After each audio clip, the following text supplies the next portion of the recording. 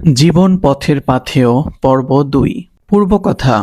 পা যা সূরা গে জিন্দেগি নামে এখন আমরা যে বইটি আপনার হাতে তুলে দিতে যাচ্ছি তা মূলত আমাদের পরম শ্রদ্ধেয় মুরব্বী হযরত মাওলানা সাইয়্যেদ আবুল হাসান আলী নদভী রহিমাহুল্লাহ এর একটি বক্তৃতা সংকলন। বিভিন্ন উপলক্ষে এবং সাধারণত দারুল উলুম নাদওয়াতুল উলামার শিক্ষাবর্ষের উদ্বোধনী মজলিসে ছাত্রদের সামনে হযরত মাওলানা এ সকল বক্তৃতা প্রদান করেছেন। প্রতিটি বক্তৃতা বড় দরদ ব্যথার সাথে হৃদয়ের ভাষায় করা হয়েছে এবং আশা করি উপস্থিত শ্রোতাগণ হৃদয়ের কানেই তা শ্রবণ করেছেন। সবকটি বক্তৃতার মূল বক্তব্য ও কেন্দ্রীয় চিন্তা ছিল অভিন্ন, আর তা এই যে একজন তালিবে ইলমের দৃষ্টি কি কি মহান লক্ষ্য ও উদ্দেশ্যের প্রতি নিবদ্ধ থাকা উচিত এবং এই সীমাবদ্ধ পরিবেশে থেকেও নিজেদেরকে তারা কত সর্বাঙ্গ সুন্দরভাবে গড়ে তুলতে পারে এবং আল্লাহ তাদের মাঝে যে প্রতিভা ও যোগ্যতা গচ্ছিত রেখেছেন সেগুলোর উদ্ভাস ও বিকাশ ঘটিয়ে ইলেম ও আমল এবং রুহানিয়াত ও আধ্যাত্মিকতার কোন উচ্চ চূড়ায় তারা আরোহণ করতে পারে। হযরত মাওলানা যে দরদ ব্যথা নিয়ে এ বক্তৃতাগুলো প্রদান করেছেন এবং যে তরফ ও ব্যাকুলতা দিয়ে দীর্ঘ জীবনের সুগভীর জ্ঞান ও প্রজ্ঞা এবং অধ্যয়ন ও অভিজ্ঞতার সার নির্যাস তুলে ধরেছেন তা কিতাবের ছত্রে ছত্রে সুপ্রকাশিত রয়েছে। যেন কবির ভাষায় বীণার ত্রন্ত্রিতে প্রভাবিত বাদকের হৃদয়ের শোণিত ধারা।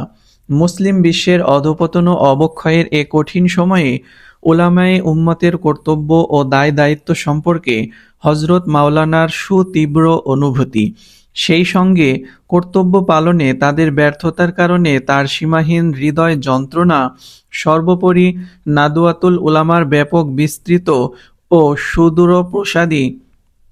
সুদূরপ্রসারী চিন্তাধারার গুরুত্ব ও নাজুকতা সম্পর্কে তার গভীর উপলব্ধি। সম্ভবত এগুলোই হযরত মাওলানাকে এতটা অস্থির ও বেকারার করেছে।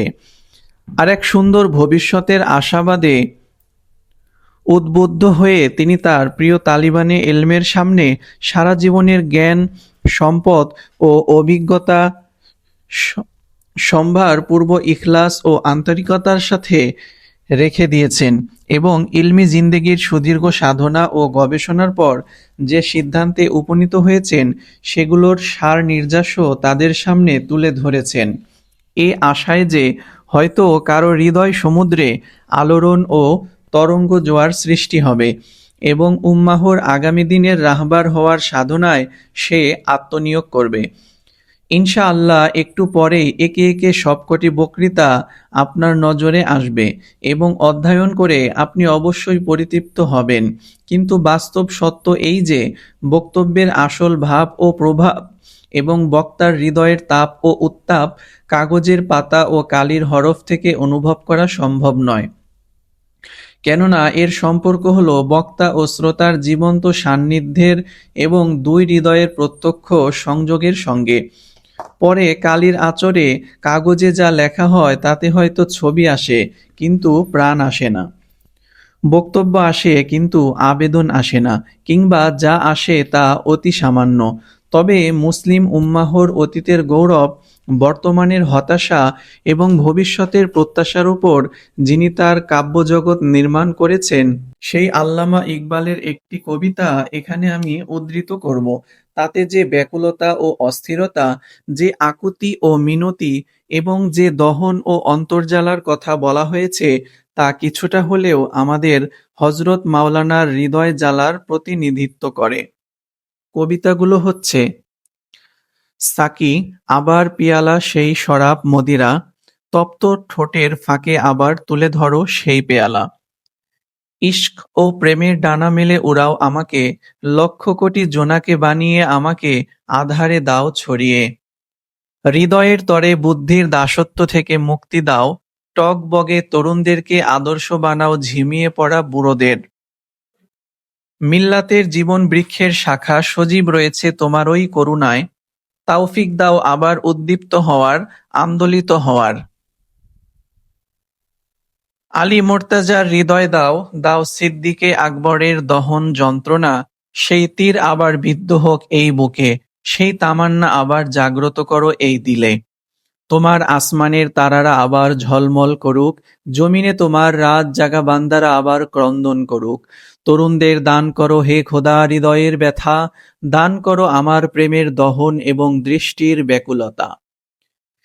আল্লামা ইকবালের আরেকটি কবিতা হচ্ছে, আমার কিছু নেই, আছে শুধু অশ্রু ভেজা চোখের বিনিদ্রতা, আছে হৃদয়ের কিছু সুপ্ত ব্যথা। আমার কিছু নেই, আছে শুধু নির্জন রাতের আহাজারি এবং নীরবে ও সরবে কিছু ফরিয়াদ ও রোনাজারি। আমার কিছু নেই, আছে শুধু ভগ্ন হৃদয়ের কিছু আশা আকাঙ্ক্ষা এবং কিছু মিনতি ও ব্যাকুলতা। আমার স্বভাব ও ফিতরত সে তো যুগের দর্পণ এবং চিন্তার হরিণীদের সবুজ চারণভূমি। আমার হৃদয় সে তো আমার জীবন যুদ্ধের ক্ষেত্র, যেখানে আছে বিশ্বাসের অটলতা নিয়ে প্রত্যাশার সৈনিক। হে সাকি, এই শুধু সম্পদ আমি অভাবীর, তাই শত অভাবেও নিজেকে আমি ভাবি বাদশা আমির। এই সম্পদ ছড়িয়ে দাও এই কাফেলায়, যেন পেয়ে যায় ঠিকানা তার মঞ্জিলের। আমাদের প্রিয় তালিবানে উলুমে নবুয়াত, যারা এখন ইলমের বাগিচা সাজানোর এবং জ্ঞান উদ্যানের পুষ্পকলি ফোটানোর সাধনায় নিমগ্ন, তারা হযরত মাওলানার প্রতিটি বক্তৃতার ভাব তরঙ্গে, আবেগের উদ্বেলতায় এবং বক্তব্যের গভীরতায় অবশ্যই অনুভব করতে সক্ষম হবেন যে কত বড় বড় আশা ও প্রত্যাশা করা হয়েছে তাদের কাছে, এবং কি বিপুল ও বিশাল দায়িত্ব পালনের যোগ্য মনে করা হয়েছে তাদেরকে।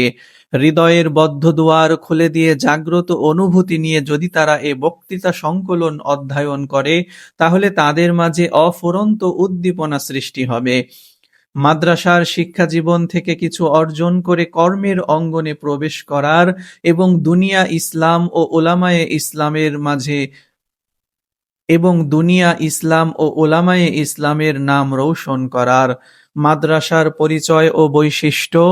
তালিবানে ইলমের দায়িত্ব ও কর্তব্য, তাদের কাছে বর্তমান সময় ও সমাজের দাবি ও চাহিদা, মানব সমাজে তাদের অবস্থান ও ভূমিকা, মানবতার প্রতি তাদের সেবা ও আত্মনিবেদন, তাদের সুমহান ইলমি ও দাওয়াতি লক্ষ্য ও উদ্দেশ্যের গুরুত্ব।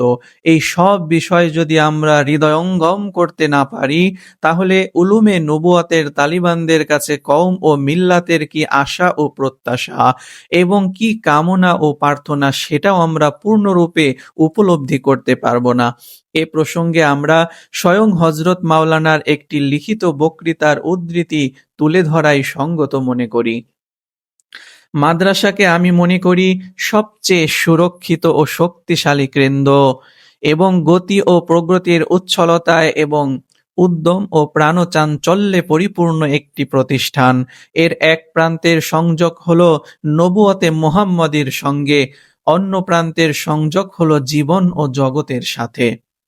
মাদ্রাসা একদিকে নবুয়তে মুহাম্মদীর চিরন্তন ঝর্ণাধারা থেকে জল সঞ্চয় করে, অন্যদিকে জীবনের ফসল ভূমিতে জল সিঞ্চন করে। এটা দ্বীনি মাদ্রাসার সর্বক্ষণের দায় ও দায়িত্ব। মুহূর্তের জন্য যদি সে তার দায়িত্ব ও কর্তব্যে অবহেলা করে, তাহলে জীবনের ফসল ভূমি শুকিয়ে যাবে, মানুষ ও মানবতা নির্জীব হয়ে পড়বে এবং জীবন ও জগতের সব কিছুতে স্থবিরতা দেখা দেবে। নবুয়তে মুহাম্মদীর ঝর্ণাধারা যেমন কখনো শুকোবে না, তেমনি মানবতার পিপাসাও কখনো দূর হবে না। নবুয়তে মুহাম্মদীর কল্যাণ ও ফায়জানে যেমন কৃপণতা ও দান বিমুখতা নেই, তেমনি মানবতার প্রয়োজন ও প্রার্থনারও বিরাম নেই। এদিক থেকে বারবার ধ্বনিত হয়, আল্লাহ দেন, আমি বিতরণ করি, এই আশ্বাসবাণী। ওদিক থেকে উচ্চারণ হয়, দাও, আরো দাও, চাহিদার কাতর ধ্বনি।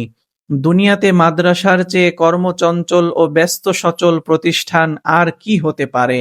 জীবনের সমস্যা ও প্রয়োজন অসংখ্য, জীবনের চাহিদা ও পরিবর্তন অসংখ্য, জীবনের বিচ্যুতি ও পদস্খলন অসংখ্য, জীবনের আশা ও উচ্চাশা অসংখ্য এবং জীবনের প্রতারণা ও প্রতারক অসংখ্য। মাদ্রাসা যখন এমন সমস্যা সংকুল ও প্রয়োজনবহুল জীবনের নিয়ন্ত্রণ ভার গ্রহণ করেছে, তখন তার অবসর যাপনের অবকাশ কোথায়? দুনিয়াতে যে কোনো মানুষ কাজ ছেড়ে আরাম করতে পারে, যে কোনো প্রতিষ্ঠান অবসর যাপন করতে পারে। পৃথিবীতে সবার ছুটি ভোগ করার অধিকার আছে, কিন্তু মাদ্রাসার নেই কোনো ছুটি। প্রতিদিন তার কর্মদিন, প্রতি মুহূর্ত তার ব্যস্ততার মুহূর্ত। দুনিয়ার যে কোনো মুসাফির চাইতে পারে একটু আরাম, একটু বিশ্রাম, কিন্তু জীবনের সদা চলমান কাফেলায় মাদ্রাসা নামের যে মুসাফির, তার কপালে নেই কোনো আরাম, তাকে চলতে হবে অবিরাম। যদি আমরা এই অনুভূতি ও উপলব্ধিকে হৃদয়ে ধারণ করে বক্তৃতা গ্রন্থটি অধ্যয়ন করি, তাহলে ইলমের ময়দানে কামাল ও পূর্ণতা, আখলাকের ময়দানে জামাল ও সৌন্দর্য এবং আমলের ময়দানে ইখলাস ও লিল্লাহিয়াতের গুণ অর্জনের যে উদাত্ত আহ্বান হযরত মাওলানা তার প্রতিটি বক্তৃতায় অত্যন্ত আস্থা ও বিশ্বাস এবং দুর্বার আবেগ ও উচ্ছ্বাসের সঙ্গে উপস্থাপন করেছেন, তার হাকিকত ও স্বরূপ অবশ্যই আমরা উপলব্ধি করতে পারব। পাশ্চাত্য সভ্যতা ও ধর্মহীনতার সর্বগ্রাসী সয়লাবের মোকাবেলায় সাধারণভাবে সকল মাদ্রাসার এবং বিশেষভাবে দারুল উলুম নাদওয়াতুল উলামার তালেবানদের জিম্মাদারি ও দায়-দায়িত্ব আজ অতীতের যে কোনো সময়ের চেয়ে অনেক বেশি। নাদোয়ার দায়-দায়িত্ব বেশি হওয়ার কারণ এই যে, নাদোয়া তার জন্মলগ্ন থেকেই ধর্ম ও আধুনিক জ্ঞান-বিজ্ঞানের সুসমন্বয়ে সাধন এবং বুদ্ধিবৃত্তি ও সাহিত্যের অঙ্গনে প্রতিপক্ষের উপর শ্রেষ্ঠত্ব অর্জনের এবং শিক্ষা ও সংস্কৃতির ময়দানে সর্বাধুনিক অস্ত্রে সজ্জিত হওয়ার আহ্বান জানিয়ে এসেছে এবং এ আহ্বান তার মৌল চেতনা ও বুনিয়াদী উদ্দেশ্যের অন্তর্ভুক্ত ছিল, বরং এটাই ছিল নাদোয়ার অস্তিত্বের ভিত্তি।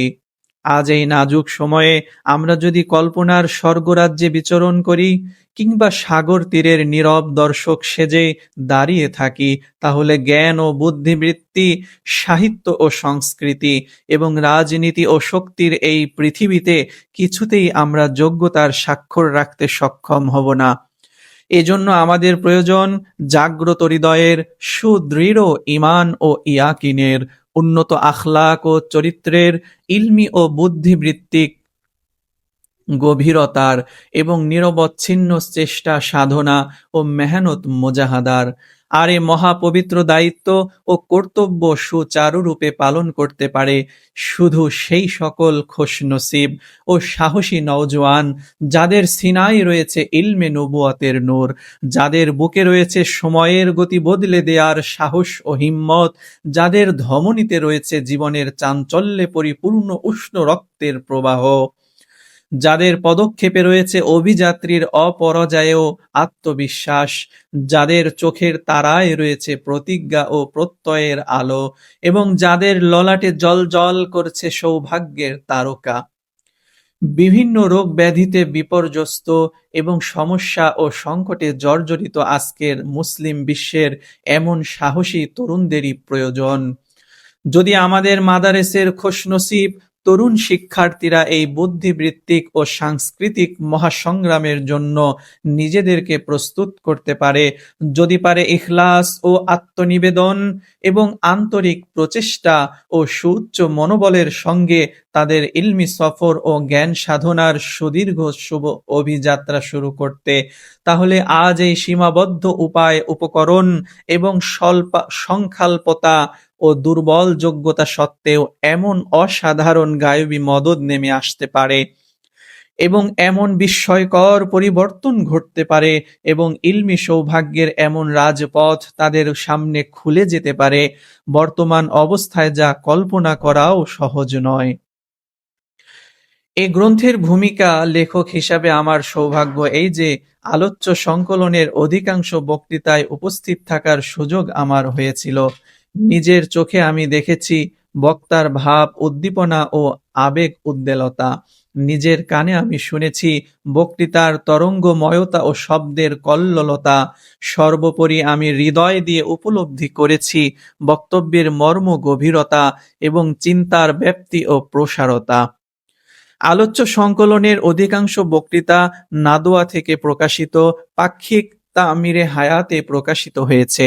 আমরা এখন প্রয়োজনীয় পরিবর্ধন ও পরিমার্জন সহ সেগুলোকে সংকলন আকারে কৃতজ্ঞ চিত্তে আপনাদের সামনে পেশ করছি।